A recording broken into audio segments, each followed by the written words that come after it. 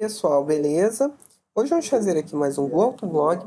Hoje para falar a respeito das minhas impressões após guiar a nova Renault Duster na sua versão Iconic, versão de topo de linha, com motor 1.6 SCE e transmissão automática do tipo CVT.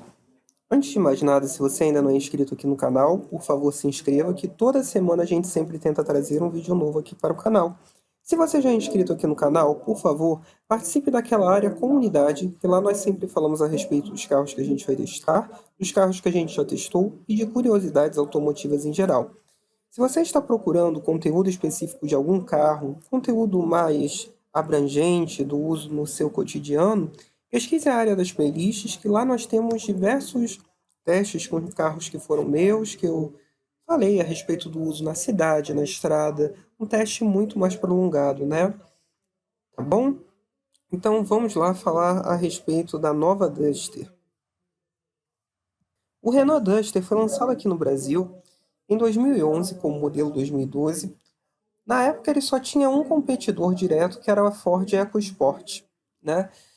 E a EcoSport ainda da primeira geração, que já estava muito cansada, e única competidora naquele segmento que ela própria havia criado aqui em terras brasileiras.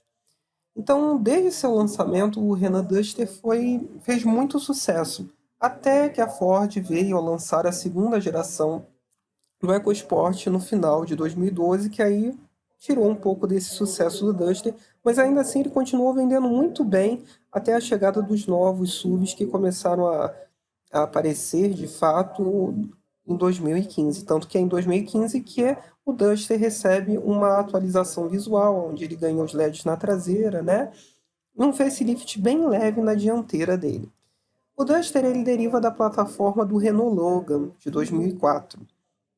Um carro muito resistente, um carro pensado, entre aspas, em países de terceiro mundo. Então, tem suspensões de curso muito longos, né, para aguentar bem os buracos, e um espaço interno surpreendente. De fato, isso continua acontecendo nessa atual geração.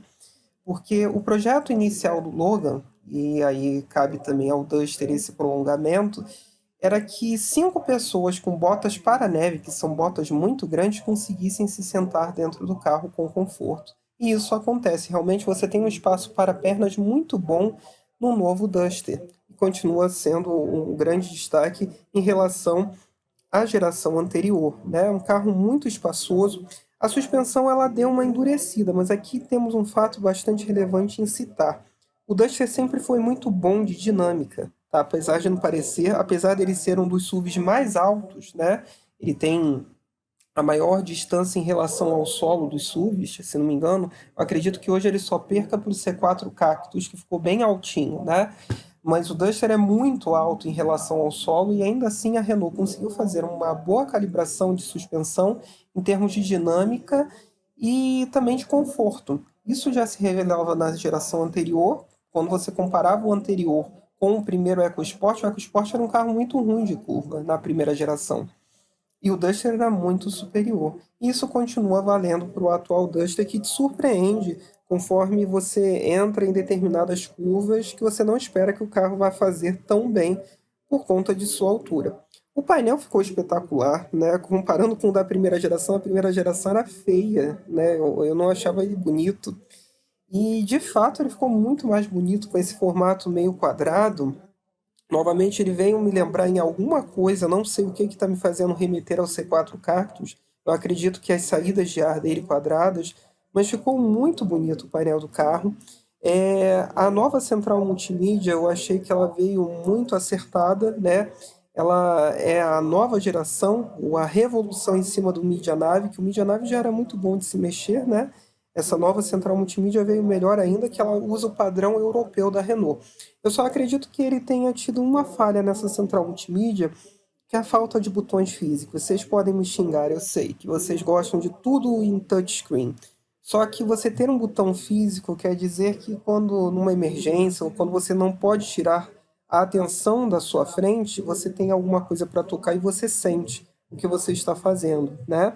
Então eu acredito que faça falta essa parte. Controle de tração e estabilidade vem de série. O pecado mortal é, enquanto o Duster é o único carro da Renault atual que tem regulagem de profundidade no volante, isso é um ponto ultra positivo, também é o único veículo da Renault que oferece somente 2 airbags. Uma incongruência quando pensamos que essa versão Iconic, ela está aí por volta dos R$ 93.000 aqui em Juiz de Fora com um kit extra que adiciona esses faróis de milha nele, né? Então, assim, um pecado bem complicado. Outro detalhe interessante é o ar-condicionado automático, que de fato hoje é digital, que muita gente chamava o ar-condicionado anterior de digital, na linha Logan, porque o Duster não tinha ainda, né? Então agora ele ficou bonito, até lembra os comandos da Mercedes, né? Eu achei isso muito interessante, muito bem feito. Os bancos eles melhoraram, os bancos já eram bons, eles melhoraram ainda mais. O acabamento da porta eu achei bonito, bem desenhado. Você não vê plásticos com rebarbas, é muito bem acabado, é tudo de plástico duro, isso é um fato. Mas é muito bem acabado. Ganhou um novo computador de bordo que fica no centro do painel, ao contrário daquela telinha antiga, né, azul que ele tinha. Então a leitura das informações é muito fácil, muito tranquila também, né? Com diversas informações ali no painel, inclusive informações de manutenção, de você fazer revisão do carro. Enfim, eu achei o carrinho muito bem construído. Um outro pecado é a falta de regulagem no cinto de segurança. Isso daí é um pecado que eles poderiam ter melhorado, né, nessa nova geração. Um fato que eu acho bastante interessante é agora o Duster utilizar direção totalmente elétrica. A direção eletro-hidráulica da Renault era muito ruim porque ela transmitia em excesso todas as irregularidades do solo para o volante. Isso causava um desconforto muito grande, até porque quando você passava em facões ou buracos mais fundos, o volante ele te dava uma porrada na mão, né? Então era um negócio meio tenso na hora que você conduzia o carro. Então esse fator da direção ser agora totalmente elétrica, ela está muito bem calibrada, muito levinha em baixas velocidades, e quando você ganha velocidade, ela não tem aquela aparência artificial, né? Ela fica realmente firme, você sente ela bem gostosa para você conduzir, né? Um fator que eu achei interessante nessa versão Iconic, que lembra um pouco o Nissan Kicks, o qual é um primo, né, distante dela, é o sistema de câmeras, né, multicâmeras. Ela tem 4 câmeras que auxiliam você a fazer estacionamento e você consegue ver por baixo dos espelhos. Então isso é de uma adição muito interessante, de um auxílio muito grande na hora que você estaciona o carro. Eu achei isso muito legal.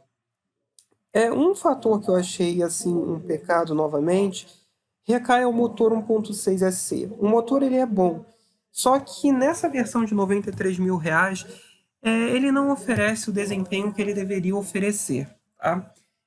Pelo valor que ele custa. Ele fica muito parelho ao Renegade ou até um pouco pior, então que é um fato bem ruinzinho, né, em termos de desempenho para um carro que está custando tanto, né? E o consumo, ele não ficou bom. Mesmo tendo start-stop, ele ficou pior do que na geração anterior.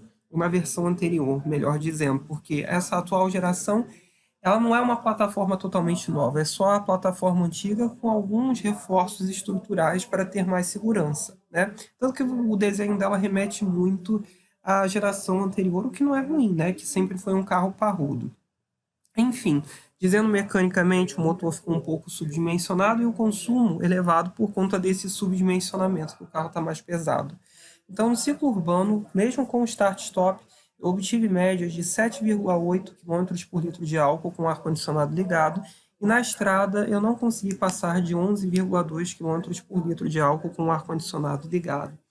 Então, eu acredito que poderia ser melhor esses números. Detalhe, 110 km por hora em torno de 2.500 a 2.600 rotações. A 100 por hora ela dá em torno de 2.200, 2.300 rotações por minuto com essa CVT.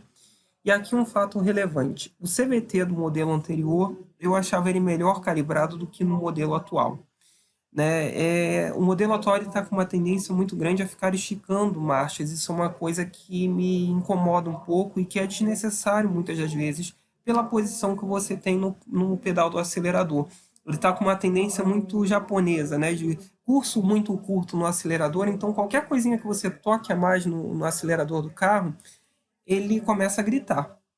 Apesar disso, o conceito dessa CVT ela é bastante interessante, porque é uma transmissão CVT que ela tem 2 marchas reais na realidade, né? O CVT geralmente ele só tem uma marcha, entre aspas, infinita com diversas relações. Mas no caso dessa versão, dessa transmissão da Jatco, né, que é a mesma que é utilizada na Nissan e é utilizada na Renault, ela tem duas marchas além da marcha ré. Ela tem um sistema de transmissão por diferencial chamado de engrenagens planetárias do tipo Ravigneux. Então, elas criam a marcha ré com uma relação de 1:71 aproximadamente, e geram também uma marcha reduzida para as velocidades baixas, que tem uma relação de 1,82:1. O que acontece? Então, até os 60 km por hora, ela usa essa marcha reduzida, né? E vai simulando, né? O que me incomoda um pouco, por isso que ela dá uma esticada de marcha, né? Você não consegue, às vezes, num aclive um pouquinho mais intenso, ficar abaixo de 4.000 rotações, o que incomoda. Então, quando ele passa dos 60 km por hora, é que ele ativa o CVT tradicional, que aí é uma engrenagem mais longa, com uma relação de 1:1. Né? E o acionamento dessas marchas simuladas é feito por pacote de embreagens bem parecido com um desses de transmissões automáticas tradicionais. Para quem não sabe, as transmissões automáticas também têm embreagens de determinada forma, né? Então, com isso, conforme o veículo chega a determinada velocidade e com uma certa condição de carga no acelerador, o sistema ele muda a marcha de reduzida para longa. Então, até os 60 ele fica na reduzida, aí após os 60 ele solta a longa, ao mesmo tempo em que se altera a posição do CVT para que não haja uma diferença de rotação durante essa transição. Então, ele não tem tranco e você não consegue perceber isso de uma forma tão eminente. Então, é um conceito bastante interessante, só que quando você vê ele, usando ele na calibração atual, na calibração anterior era boa, não ficou tão legal quanto ele deveria. Isso também demonstra a urgência da Renault colocar logo um motor 1.3 turbo, que ela fez em conjunto, desenvolveu em conjunto com a Mercedes e que está programado para ser lançado na Duster, que eles também encurtaram muito e fizeram essa questão do esticar as marchas para compensar a, entre aspas, falta de potência, porque o carro ficou mais pesado. Então esse 1.3 turbo está fazendo falta. Agora, o que está me gerando curiosidade são dois fatores. O que vai acontecer com a Captur, que ela está bem desatualizada quando você compara com o Duster, e eu gostei mais do Duster do que da Captur, né, em formas de conduzir e tudo, suavidade do carro, principalmente a direção está muito melhor, e com a Oroch, né, que ela merecia ter uma segunda geração aí, né, que é um tipo de picape com um conceito bastante interessante no meio e bastante resistente, né, isso é um fator que se prolonga ao Duster também, né, a resistência mecânica e a resistência de suspensão, que é muito boa. Então é isso, pessoal. Espero que vocês tenham gostado de mais esse vídeo.